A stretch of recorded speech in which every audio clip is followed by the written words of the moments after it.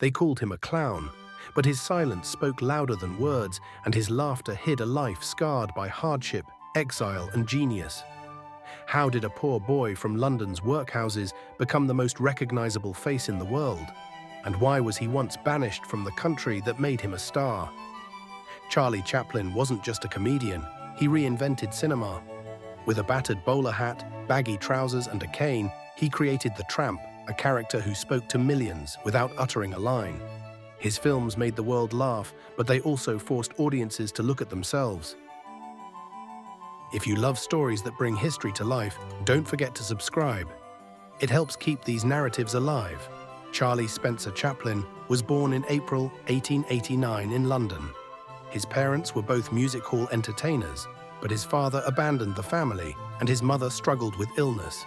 By the age of 7, Charlie was living in a workhouse surrounded by poverty and hunger. Yet hardship gave him an unlikely gift: performance. He could mimic, exaggerate, and transform misery into laughter. By his teens, he was on stage with juvenile troupes, mastering pantomime and timing. The Fred Carnot Company polished his skills, and in 1910, they carried him across the Atlantic. America was about to meet its greatest comic genius. In 1913, Chaplin joined Keystone Studios. At first, he blended into the crowd. Then one day, he threw together a costume, oversized shoes, tight coat, bowler hat, cane. Out walked the Tramp. What set the Tramp apart was more than slapstick. He was poor yet dignified, foolish yet clever, fragile yet resilient. Chaplin made audiences laugh and cry within the same scene. By 1916, he was the highest-paid entertainer in the world, and the Tramp was a global icon. But Chaplin wanted more than fame. He wanted control. Moving from Keystone to SNA, then Mutual and First National, Chaplin learned to direct, write, and even compose music. He wasn't just acting, he was shaping the art form itself. In 1919, he co-founded United Artists with Mary Pickford, Douglas Fairbanks, and D.W. Griffith. For the first time, a filmmaker had full control of his own work. It was a bold move that changed Hollywood forever. Chaplin's New Freedom produced classics. The Kid, 1921, captured the bond between an orphan and the tramp.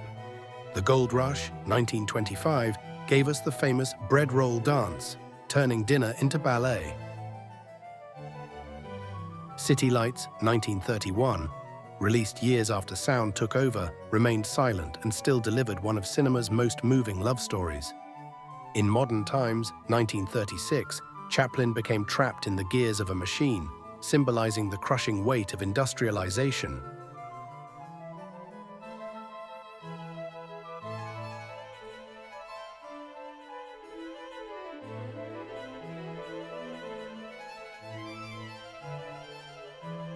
And in The Great Dictator, 1940, he broke his silence.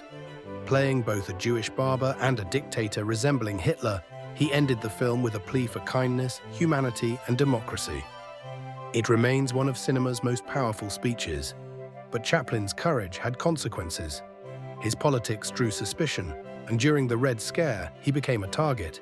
The FBI monitored him, critics branded him un-American, and in 1952, as he traveled to London for a premiere, US authorities revoked his re-entry permit. Effectively, America exiled its greatest star. Chaplin resettled in Switzerland, creating films like Limelight, but never again enjoying the same spotlight. 2 decades later, Hollywood sought redemption. In 1972, Chaplin returned to receive an honorary Oscar. Frail but smiling, he received a 12-minute standing ovation, the longest in Academy Awards history. It was the world's way of saying sorry. He died in 1977 at 88, but his influence never faded. From silent cinema to modern animation, Chaplin's language of movement, timing, and empathy shaped generations of storytellers. One last twist followed.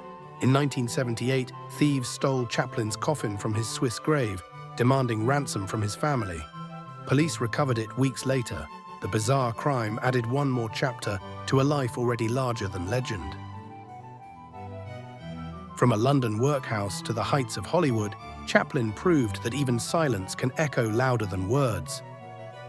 If you found Chaplin's journey as moving as I did, consider subscribing. Together, we'll keep history's greatest stories alive.